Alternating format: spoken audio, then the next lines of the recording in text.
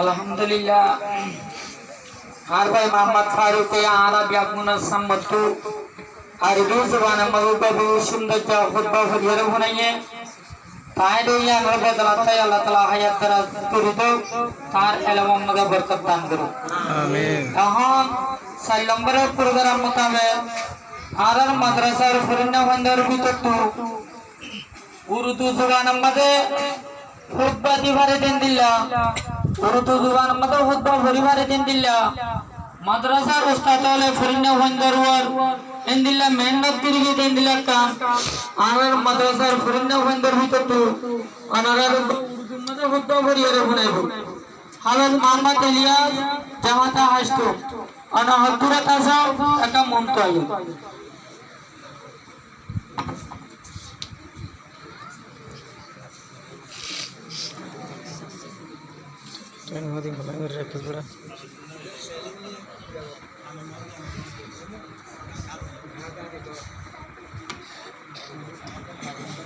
السلام عليكم ورحمة الله وبركاته. بسم الله الرحمن الرحيم. سبحان الذي أسرى بعبده ليلا من المسجد الحرام إلى المسجد الأقصى الذي باركنا حوله لنريه من آياتنا إنه هو السميع البصير. عن ابن مسعود رضي الله عنه قال سألت النبي صلى الله عليه وسلم أي عمل أفضل؟ قال الصلاة لوقتها. قال قلت ثم أي؟ قال بر الوالدين. قال قلت ثم أي؟ قال الجهاد في سبيل الله. متفق عليه.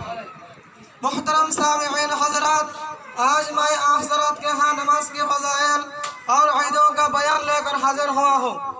تم سب میرے خطاب کو غور سے سنو تاکہ عید اللہ ماجر ہوں گی کہ نماز اسلامی معاشرہ کی جان ہے، اس لیے قرآن کریم میں دعوت ایمان کے بعد اقامت الصلاۃ کی تاکید کی گئی ہے، اور حدیث شریف میں فرمایا گیا ہے بین الایمان والکفر ترک الصلاۃ، یعنی ملت اسلامیہ اور ملت مشرکہ کے درمیان فرق و امتیاز صرف نماز ہے، اس لیے نازک سے نازک موقع پر اسے ادا کرنے کے لیے کہا گیا ہے کہ میدان جنگوں میں اور تلواروں کی شاہوں میں بھی یہ عظیم فریضہ ساکت نہیں ہوتا، اور عورت درد ازاں میں مبتلا ہے کہ بچہ پیدائش کا وقت ہے، ایسے نازک حالات میں بھی یہ عظیم فریضہ ساکت نہیں ہوتا۔